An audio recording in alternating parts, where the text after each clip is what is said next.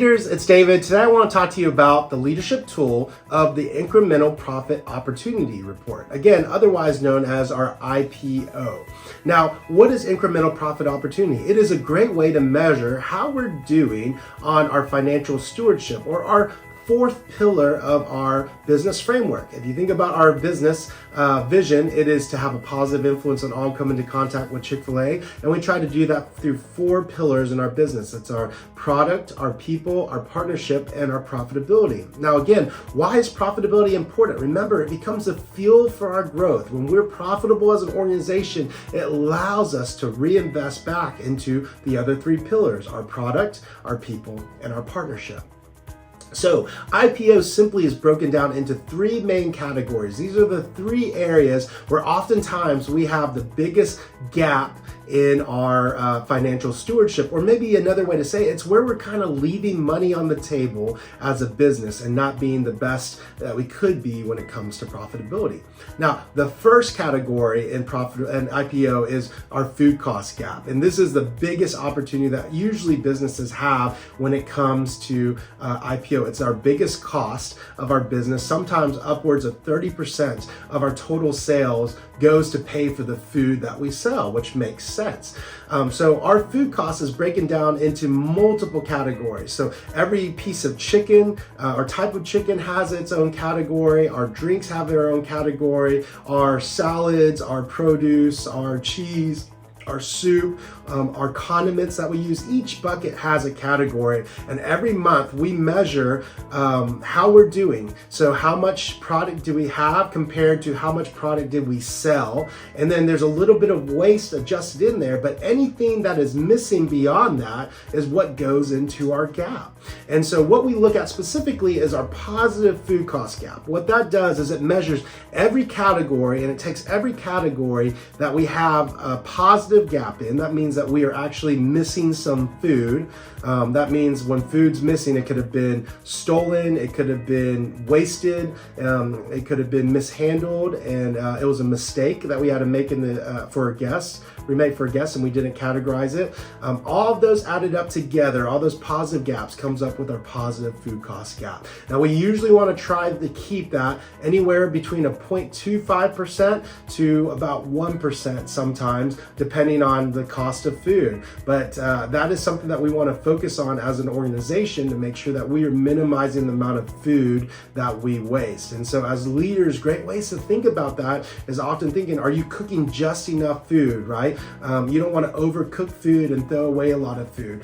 Even small things that matter around sauces, right? Are we asking our guests for the number of sauces that they need rather than just giving them a handful of sauces? Again, each one of those sauces can cost 10 plus cents. So if we're just giving those out throughout the day and not checking, and guests are throwing that away, it's just like taking 10 cents and throwing it away here and there. So there's all different ways that we can look at food cost gap, but that is one main priority. The second gap that we have in our IPO is our labor cost gap. And so this is where we're really looking at how many people are we scheduling to work compared to the sales that we're doing.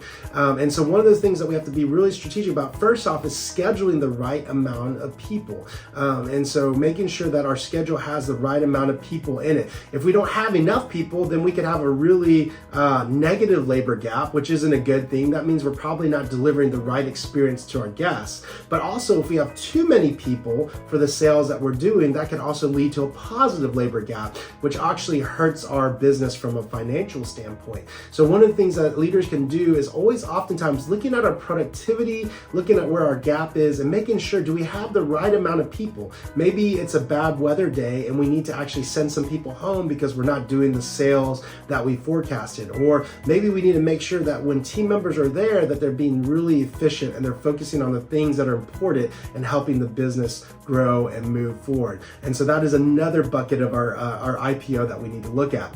The third bucket that we look at is what we call our IPO general bucket. And this IPO general bucket is really a bucket that captures everything else. It covers everything from our paper costs to our repairs and maintenance to our kitchen supplies, cleaning supplies, utilities. And so anything that you can think of as another category of spending in our business, that goes into our IPO general report, and it's added up as well too as part of our IPO.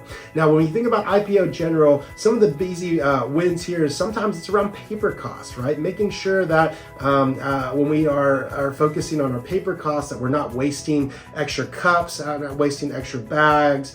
Those type of things all can impact our paper costs. It also impacts keeping good care of our equipment, right? When we take care of our equipment, then it doesn't break down as often, and we don't have to spend money fixing it all the time in our business. That also helps. It also means sometimes looking at equipment and saying, hey, is there a way for us to fix that equipment before having to call out a professional? Sometimes small plumbing issues or henny penny issues, those can be fixed ourselves before we have to call out a professional who we have to pay hundreds if not thousands of dollars to come out just to repair a piece of equipment. So all of those categories fall under our IPO general.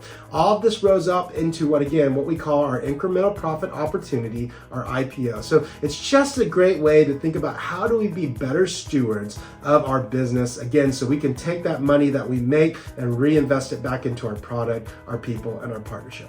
Thank you so much for your leadership when it comes to profitability, when it comes to financial stewardship. I appreciate all that you all do at Chick-fil-A.